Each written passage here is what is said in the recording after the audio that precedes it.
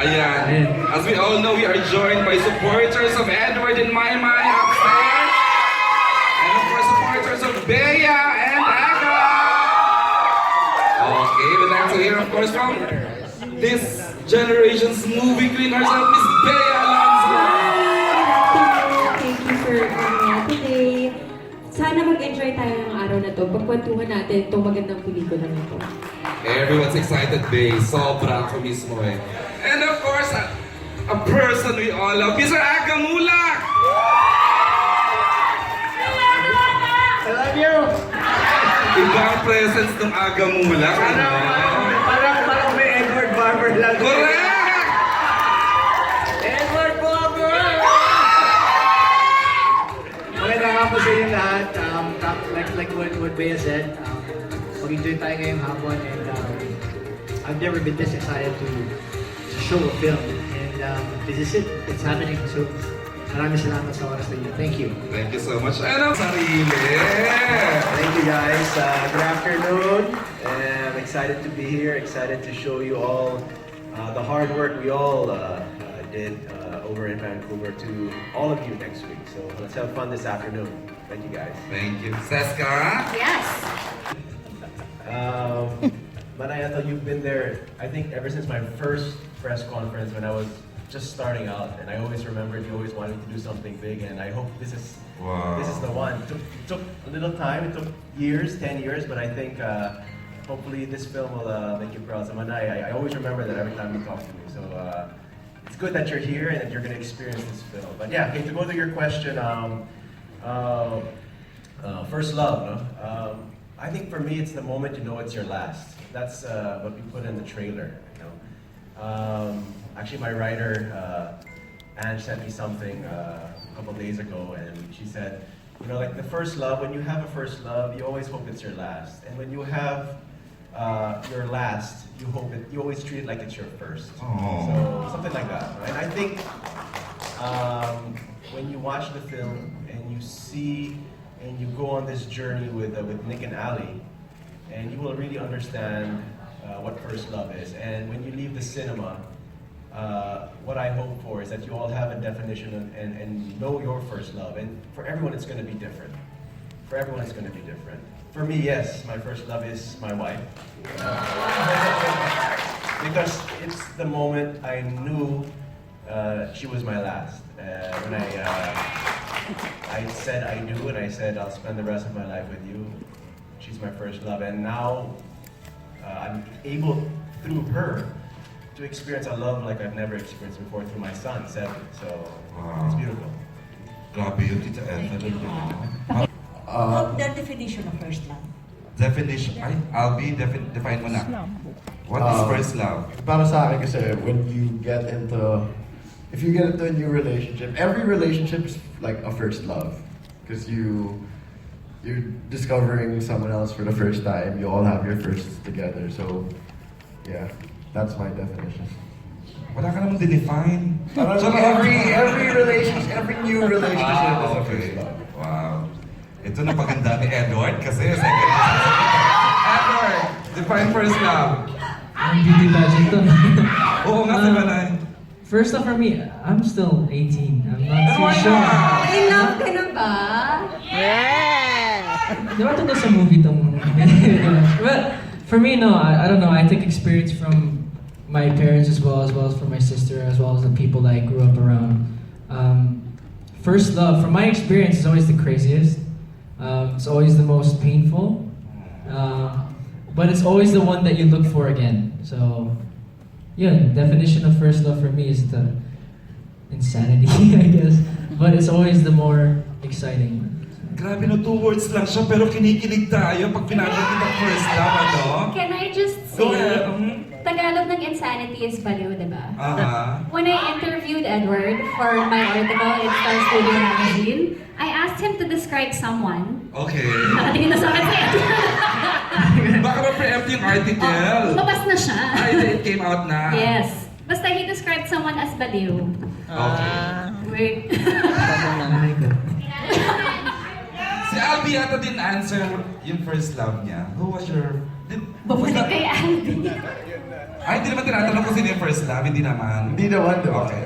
Baka lang gusto mo sumagot. Okay. na. Bay! Ay, parang alam kong hindi ko alam tong first love. Go ahead, Bay. Hindi, siguro yung first love, pure. Yung hindi ka naghahantay ng kapalit. Magmamahal ka lang. Ganon. Siguro yun, di ba? Kasi pag mga bata tayo, akala natin yun yung first love. Yung pala, pwedeng nagkakamali ka lang, pwedeng infatuation lang. Yung bang parang kinakabahan ka, tapos parang pagka nagmahal ka kasi, it involves sacrifice, and kahit na, yung parang gusto mo lang maging masaya yung tao na yun. So parang mahirap i-define ang first love, Bay. Kasi hindi mo alam. Well, hindi lang first love. Love talaga mahirap i-define as it is, I think. Wow, so much wisdom na. Kuya, Aga! Define at your age, may define ka ng first love. Oh, yun na nga eh. When we were all younger, we thought the first love was yung una mong minahal. But then, with my experience in this movie, being titled First Love, and then madami akong naririnig na definition about first love, then I realized really, every time you love, since like when I was 14, 15, 16, 17, 18, minsan every month. Iba yan eh. Pero it's like always your first love, really. You know? Parang, and then, I wanted to share this because maganda to. Kasi hindi na sanay sa ilaw dahil bago lang. When I saw the hashtag ng movie na Live Love Now, that's when I realized that's really first love. Parang every time you love is your first love. Bagong tao, bagong pag-ibig, and then the Live Love Now is really the secret to first love, meaning it's to life. Parang you live now. Love now. Don't love yesterday. Don't love tomorrow. Love now. And it's all about the now. It's all about the moment. So when you're in love, when you want to love now. You want life, live life now. That's first love. Ako si Bea. Or siguro may ato, so Go ahead, siguro Bay. yung sa first love, di ba pag nagmamahal tayo for the first time, hindi tayo masyado nag-iisip. We just go for it. We just love. We become carefree and reckless. So siguro yun yung first love when we do not overthink. The reason behind the title First Love. Actually naman ng director, Direct Paul, define first love. Define first love. Kung ano yung first love sa pelikula, baka makatulong. In the movie, like Without I said, being yeah, like I said, and it's just to kind of reiterate what has been already said here, is that Nick and Ali are going to experience a lot of firsts together in the film, and love is a part of that. So it's something you need to experience with all of us on October 17th, and it's I really believe it's going to literally speak to your hearts. Kuya, may sasabihin No, ka? just when you thought, like, just when you think na pag nagmahal ka dati parang, oh my God, it's like my first love, and then you fall in love again. First na And then but it's always like that. You feel it. Parang, this is not one of those. You don't waste your time. Like, you meet someone, man, it's like magic. You fall in love. This is like the first time I'm feeling this. So And first then you na meet lang. another person again. Oh my God, this is Ay, different again. Alam mo, totoo yan, no, babe? Parang naman ganun eh. I mean, it's love, you know? It's always a first. Saka naisip ko lang, hindi kaya parang ganun din yung pelikula namin. I'm sure marami nang nagkaroon ng ganitong story na nakita niyo naman sa trailer na meron akong heart disease. I'm sure marami ng pelikula about it. No? But just when you know, when you thought na akala mo, alam mo na yung mangyayari, actually hindi pa. Marami pa there's more to the movie than the trailer. So baka ganun din, it's like the first love. Actually, Baka parang feeling mo, na-experience mo na yung love, pero darating yung tao na magpapa-experience sa'yo what is love talaga and how it feels like to really fall in love. Have you been in love, babe, syempre? A lot. A lot of times. In the end, Seska, you have something? Let's stay here all afternoon. But to just give you a little bit of why is it really all started with a dream to work with Aga Muhlach. It's been my dream ever since. The first, and not to not to date anything here, but the first Filipino film I saw was Hot Shots, okay, which was Aga's film, which was directed by my father. I was like 5, 6 years old. I watched it, and so I ever since growing up, I've always had this dream of wanting to work with Aga Muhlach. And you don't just work with an Aga Muhlach, you kind of have to earn your right to work with him. And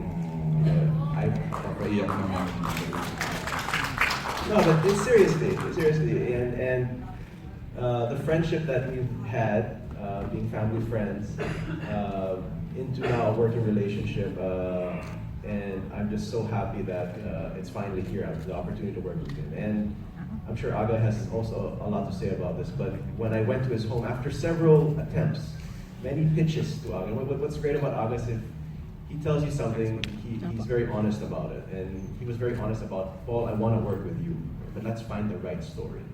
So it took me several pitches. And finally, one afternoon, and this is just a long story short, I went to his home, I brought my presentation, I printed it all out. But before anything, Aga goes, Paul, before you even speak, I want to work with Bea Alonso.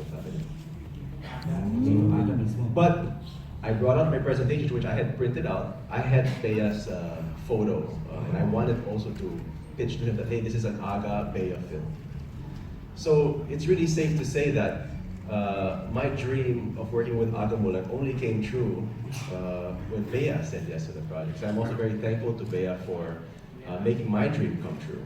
And I'm really thankful also that it's kind of just really special. All the stars, literally the stars aligned for this project. But yeah, that's just the long story short. I mean, we can talk about it because it's magic. We were talking with Aga backstage. Everything that led up to this day, up to next week, was just something you cannot recreate. It was like a first, So, yeah. Thanks, sir. Second question to Sir Aga.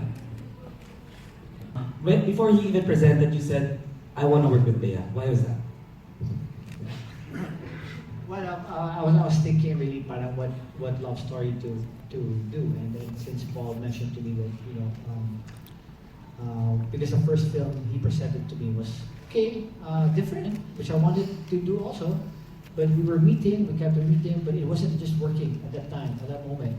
And then he said one day he calls me, I realized, if you remember this, Paul, he told me, I realized, I saw your strong points, which is really love stories. And sabi ko, takot pa ako gumawa ng love story because that was the last film I did. Puro dati, when I stopped in 2010 or 11, puro love stories ang ginagawa ko. I mean, wala namang masama nun, but kaya lang I stopped ng matagal. And then babalik ako ng another love story. Very critical para sa akin yun. Meaning, I wanted to make sure that it's the right cast, the right lead lady, and everything right. Not to shortchange my viewers, really. And in the past years, and I was not doing anything. I was just living life, a normal life. I was watching now, I would see trailers of this young lady here, of our films. And I'm like, sa akin mahirap naman sabihin ito, but man, magaling siya talaga. I'm like, kasi pag artista ka, pinapanood mo ang kapwa-artista mo, parang, alam ko yung ginagawa mo, parang mali yata. Hindi naman mali, parang minamadali mo lang. Ito hindi, naniwala ako sa ginagawa niya. Naniwala ako doon sa trailer. Hindi pelikula pa pinanood ko, a trailer. Naniwala ako sa trailer, naniwala ako sa ginagawa niya. Sabi ko, man, I would love to work with her. Always yan. Every time may movie siya, nakikita ko yan. I would love to work with her. Nung sinabi ni Paul na we're gonna do a love story, decided ko, my God, Bea. So I had to call her. Ito mga kwento ko, daldal na ako. Mabilis na to. Mabilis na to. Sinabi ko na to, but when it comes from the heart, when you speak truth, hindi mo kayang yan eh. And when I told Paul, I want to work with Bea.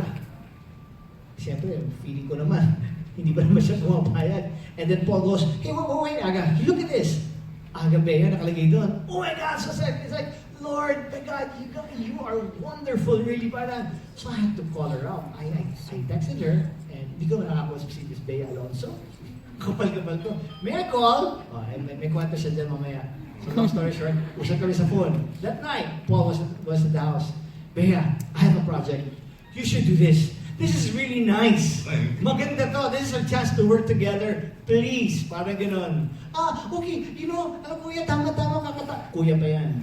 Sabi ko parang, siyempre, konti shock factor ka, kuya na ako ngayon. Sabi ko, hindi, parang but then, sabi niya, tama, kakatapos lang patapos na yung shoot na ginagawa ko, and then next year pa yung isang movie ko. So, yun na, and then the rest is history. Then Paul presented the star to Bea, but I was medyo sure na kukunin ito kasi maganda talaga. Thank you, Aga. My next question is for both of you actually. Kuya, nakikikuya. Yeah.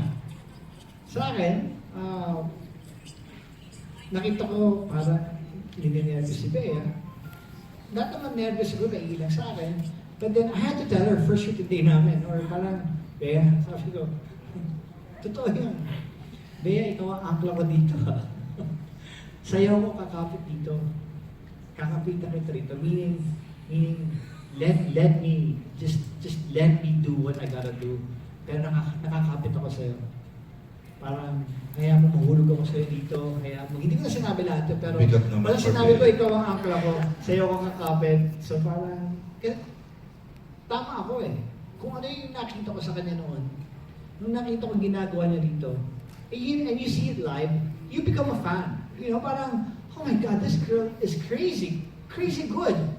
Kasi, umangarte ka sa harapan mo, at siyempre nangangapa din ako. Parang, ngayon lang ulit ako nag-shoot ng mga pelikula yun. And ito yung Bea Alonso na sa harapan mo pag nag-react, pag nag-line ka na ganito, kasi pag mali ang balik niya sa'yo, mapupunta sa ibang direksyon yung eksena eh. Maiiba eh. Meron na akong rundown, alam ko na kung ano mangyayari dapat. Doon siya pumupunta talaga. Wow. So I think that's chemistry right there without really talking about it. Tsaka alam mo, ang maganda doon, naalala ko yung specific moment na sinabi ko sa'yo, sobrang kinakabahan ko. Hindi yung first ever scene na ginawa namin sa pelikula. Alam mo, sabi niya sa akin, huwag ka mag-alala. Ikaw ang, pagkatapos sa set, sinabi na, ikaw yung angkala ko dito. Sabi niya, huwag ka mag-alala, ako din kinakabahan. Na minsan kasi, di ba, kapag ka malaking actor na siya, star siya, hindi mo yan maririnig kasi normally may ego, di ba? Siya, wala siya nun. And it made me feel comfortable na parang, uy, pareho kami. We're equals. So, mas madali para sa akin. Thank you. And for my last question. Naririnig ito mga sinasabi ng actors mo. Yeah, I was just there behind the camera. I know, we all know that. Witnessing greatness. Wow. No, but I guess for me on my end, at least kind of some of my techniques is just to make the actors as vulnerable, as comfortable as possible, so that they can really become character. Because that's, I think, for me, the biggest challenge for them is to create something, and to be something, someone, every single day. And we were shooting in Vancouver. We were shooting in a place that was, we didn't really know too much about, right? It was beautiful, the people were really nice, but we were also, working, we were telling a story. But the magic of Aga and Bea was that they were just reacting beautifully off each other. They were just bouncing. It was just like, they were Ali, they were Nick the whole time. And I don't know what they did. I guess that's just why they're there. That's why they're, the Aga Muhlach, the Bea Alonso, the best of their generations, the best in Philippine cinema, and to witness that and to be able to capture that, for me as a director, I was just very humbled and blessed to be in that kind of presence. So, and it's a film that, and it's a story I feel that we will all be able to witness next week. And if I also mention, besides Aga and Bea, we had Tita Sandy Andolong, also there, who played just a great mother to Ali.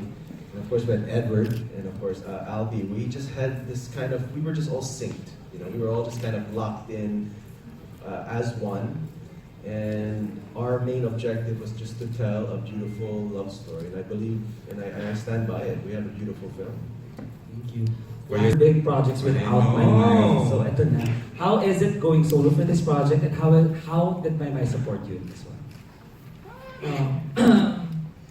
Well, when I first found out about, I got called by my manager and I said, well, Edward, don't freak out. Sinabi niya, don't freak out, but this is what could happen if you want it. And so, I didn't know what to say. I was honestly speechless on the call, and when I hung up the phone, Maymay and my mom were actually there. We were in the same room, and I looked at my mom. I said, "Mom, I might be in a movie with Aga Muhlach and Bea Alonso," and let's just say she was excited.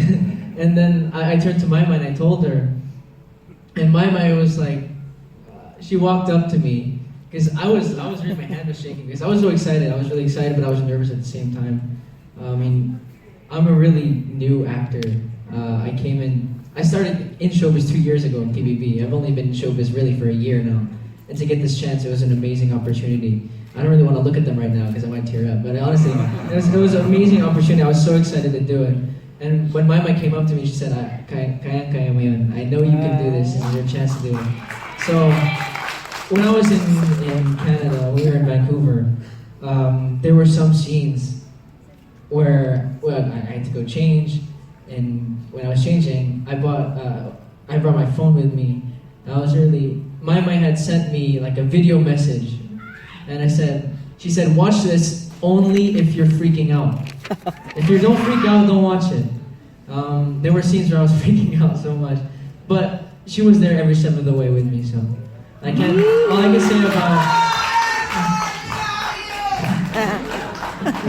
say about the movie so far is that I felt so comfortable, not really because of my own skills, but because of Direct Paul, because of Kuyaga and Bea, and of course Albie, and the whole cast as well. I have nothing but gratitude for this movie and for the production.